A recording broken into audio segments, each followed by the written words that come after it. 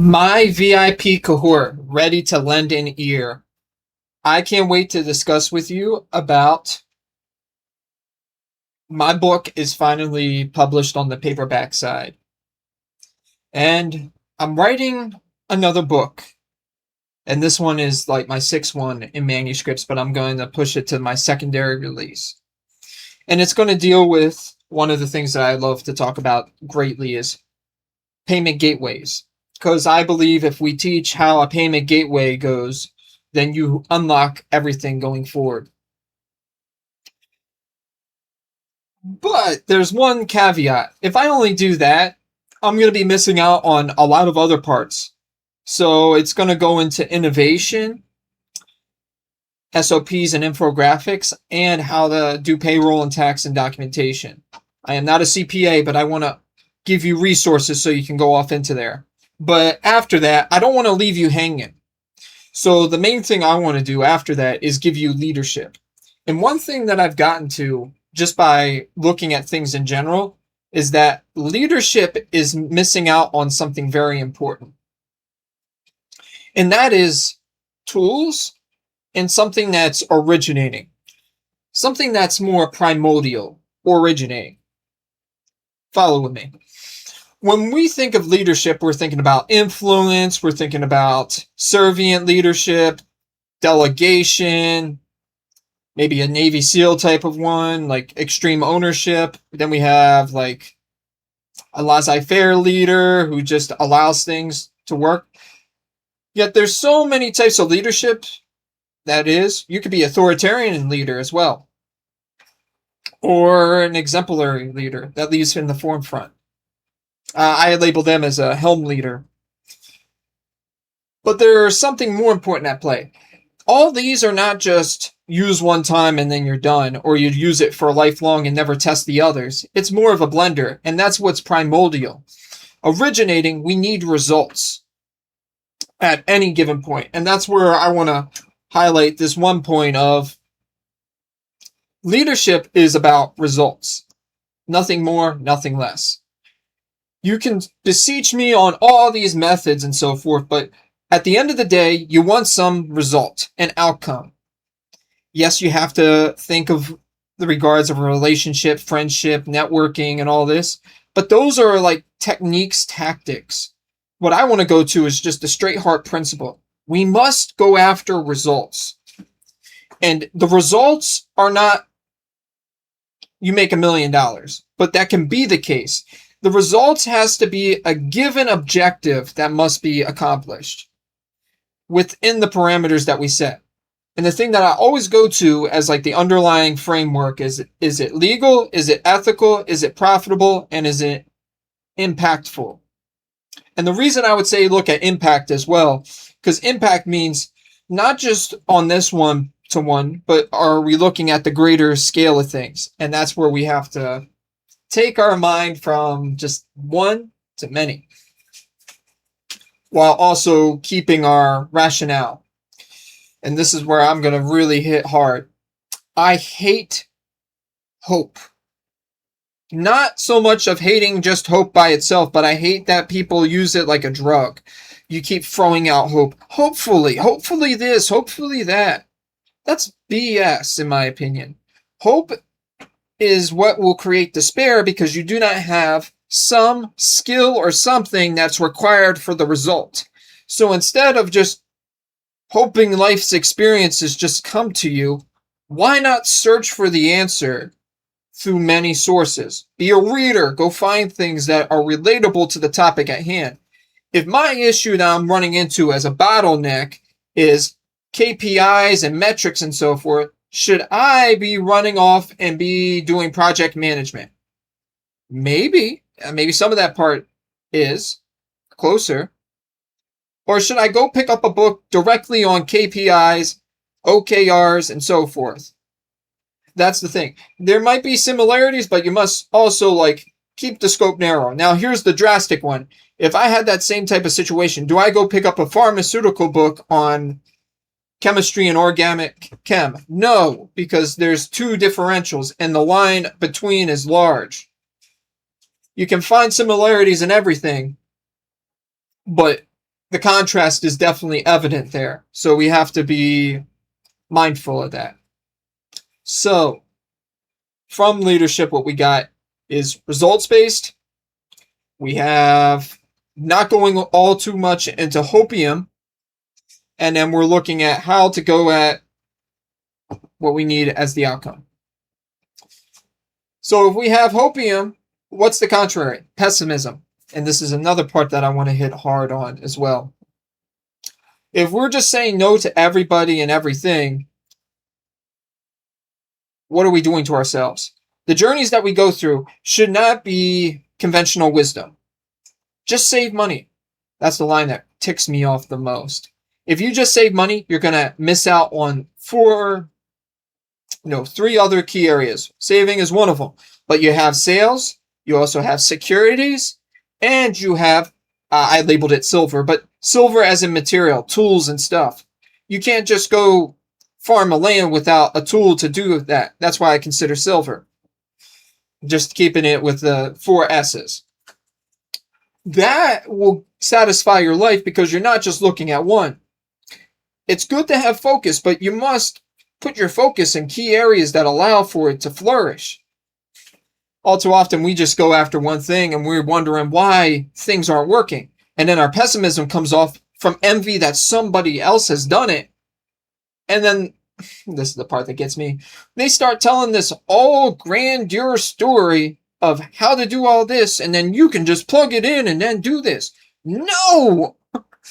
There's compliancy, there's so many parts. This is why delegation is like one of those main things that a leader uses, is because there's 100 cogs at play, and each one is very crucial to the whole operation. Now, yes, some cogs will break, and you have to go back and maintenance it. That's why I am opposed to compound interest. It's not so much that I'm saying compound interest doesn't exist, but I also know with absolute certainty you must maintenance it. You can't just go to an IRA, put money in there, and expect it to vest itself. That's dumb. You have to know the ticker symbols that you're going to invest into. And then the more that you understand how that works, then you have better ability to maneuver. Then they will tell you, you can't predict the market. You can't do this. You can't do that. There's people that do, and there's people that fail miserably. But the only way that you can do any of these two things is go out there and do action. So action is going to change your life drastically. When you hear people that are naysayers or way too hopeful, just go do the action. Stop giving them the time of day. It's a melody for how crazy they want to put it into your mind of the same rhetoric. Think about it with like TikTok and so forth. YouTube Shorts. It's very addictive. It's short. It's sweet. It's punchy. And you just feel better afterwards. But do you get things started, functional, looking at the unpretty sites that are on the back? No! Maybe unless you're like doing drawing and stuff, but that's not really the case here. There's so many things that people just gloss over. And as a leader, the greatest thing you can do is challenge the norms, accept the things that do have their merits, but evolve it to the state of which everything is changing. If I look at a battlefield and I just see that things are shifting, but I just keep to the same old strategy because I am stubborn that this is the only way, and they're outmaneuvering, that is a failure on my part. We have to be adaptable. Plans are not just a brick wall, but a plan gives chart on a map. And a map must always be able to give maneuverability so you can navigate. So yeah, leadership is results. That's my new theory. And it's transformative. And we need to go from being deeply in our ego and envy to, first, we are toxic in that state. To, second, tolerant. Third, transformational. Then we have great results. But we have to move from the toxic to the tolerant. That's the main shift. That's so important. So if you ever wonder why things aren't working, why do I take other opinions so seriously? You got to stop. And one thing that ticks me off about leadership that doesn't really get highlighted on as well is scheduling. You need to be good with scheduling. And the way that I look at it is you have like a cohort and then you have the individual. And you, firstly, before you get the individual in there, you set out how you're going to schedule it before they come in. And then you take what they have and then you put them into cohorts if the task delegates to the larger scale. So you have like individual. If it's just like 2 or 3 people in your small agile group, yeah, then you just focus it individually and put the project, time block, timeline, and tasks to fill that part, because that's where the project is. That's why I made that one site PT time block, because those are the 3 main things: project, time blocking, and timeline. And then how do you get those things within the project? You need tasks, and tasks only come from mind dumping. Put everything that you're thinking in your head, just drop them down. Then you look at the priority of which those tasks need to be done through the timeline, the time blocks of that given day, the goals, the visions. Those are intermingled into the project, so there's a whole scope. And then you start enacting on that, and it starts completing itself. And this is one near and dear to me. I want to put this because I've been navigating away from what the first part of my book is. It's going to deal with the payment gateway, the innovation, SOPs, infographics, and then like payroll and documents and so forth. I go after that to the project, time block and timelines, and then some few other laws that I'm wanting to incorporate. And then as I'm speaking to you on leadership, that's going to be the first part of my book. So if you've been confused up to now, it's going to be primordial. I'm going to describe what a primordial leader is. And it's going to incorporate many more parts. Not to mistaken it for primal leader. We're not going back to the Stone Age. What I want to do is originating. Very original. Very like centered, focused. Because leadership gets branched off into too many trees, roots. Think of it like a spider web, and now it's expanded all out this way.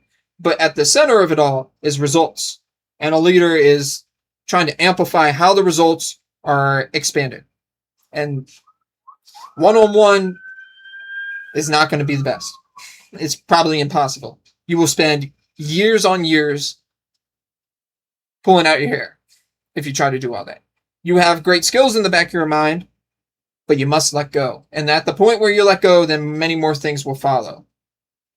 And you need to make sure that you have enough experiences prior to allow the transition into a leader smoothly. And that's where both books are going to combine and give you the most tactical book that I want you to have to go out there, firstly, with this, and then apply it to any other book that you read. That's my main objective. I am hell-bent on making sure that you can succeed. Look, there will be people in your life where you got to suck up your ego, you got to suck up all your stuff and adhere. There are some people with power that you do not want to trifle with. I understand that. But you got to elevate yourself to at least be standing in the room with power. If you're not even having that, nobody even sees you. You're just invisible. And being invisible is worse than failure. Hear that again. Being invisible is worse than failure. If nobody can see you, you have no means. If you have no leads, no social capital, there is no way to create in good or bad times because you're isolated. And being isolated proves itself in history to be the wrong course of action. It is never to say not to build a citadel or a strong castle, but you must allow the bridge, the doors, the gateways to open and allow trade. And open your mind with a whole heart to these things. But know full well that people don't deal fairly. And fairness is not in this world. They'll preach it to you, but I implore you not. It's not about fairness. If the world was fair, everyone would have equal things. And even with the equal things, it does not allow greatness to shine. Because one's own mind will be, I'm giving away constantly, so what implores me to do better? Your brain does that. It has that self where it wants to go after something strong. Something that's solidifying, something where you can have resource allocation, choice into how you want to conduct yourself, the way that you can wake up, the types of things that you want to get, and not be worried about being on the side of the street. Those are the types of things that run through a mind. And if the mind cannot do that, then your mind has lost itself.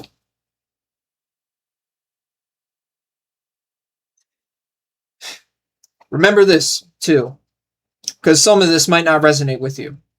And the most important lesson I've learned in my life is take what you like, forget the rest, unless it holds consequences into what you do.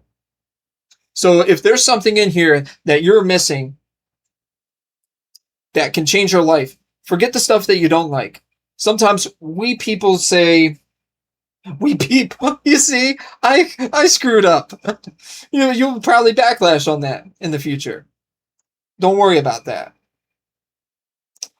You just have to get the content out there. You got to just do the things, even in its imperfect state, and just keep improving.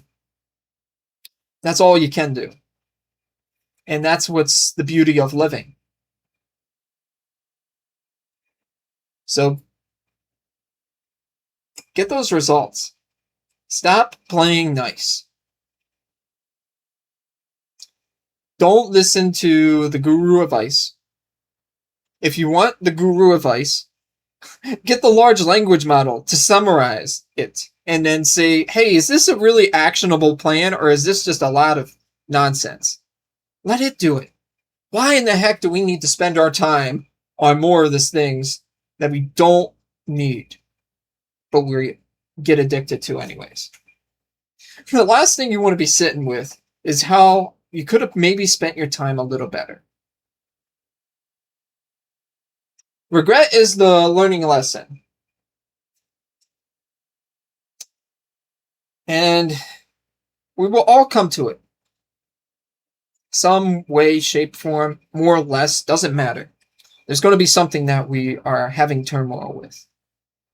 Conflict is always there. Heck, and if you say, no, I have zero conflict. The nations that you're in always have conflicts. There is nothing.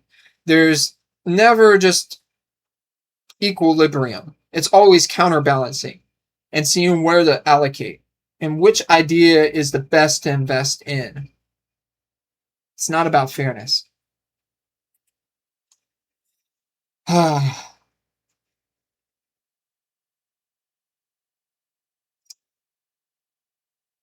many of you think leadership would be more about results? And here's something that just crossed my mind importantly. How does one not allow this power to just overcome taking care of people? Because that's an important topic to go after.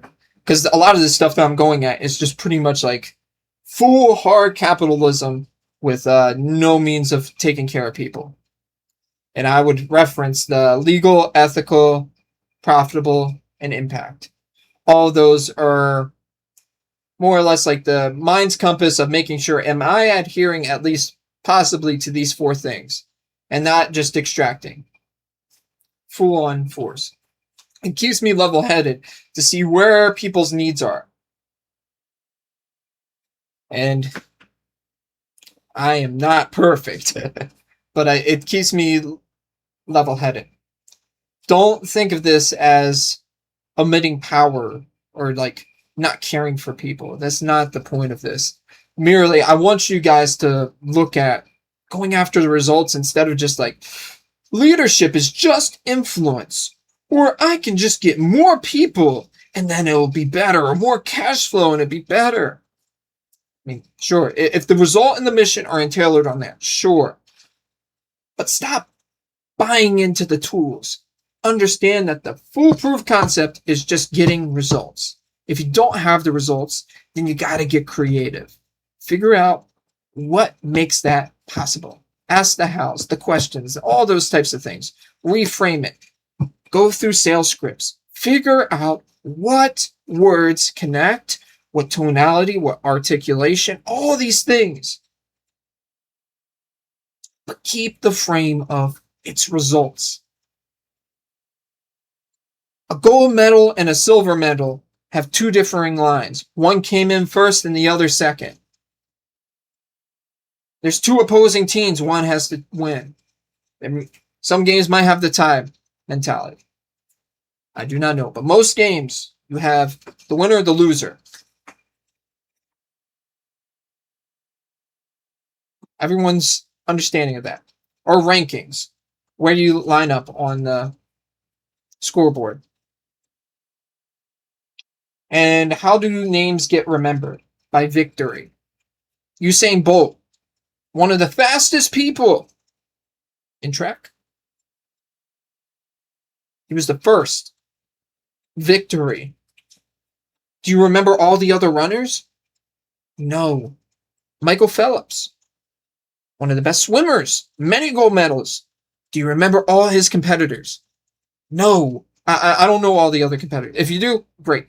Look it up. But what I'm trying to go at, we remember the names of people who are very victorious. The results. And it's not just results based off a sports game. It's based off the objective. And what people objectively look for is the top in ranking. Because why did Marcus Aurelius' meditation survive for so long? Because it was top ranking in the idea of thinking. There is very few books that explain how greatly one can write in little sentence formats of how his daily life went.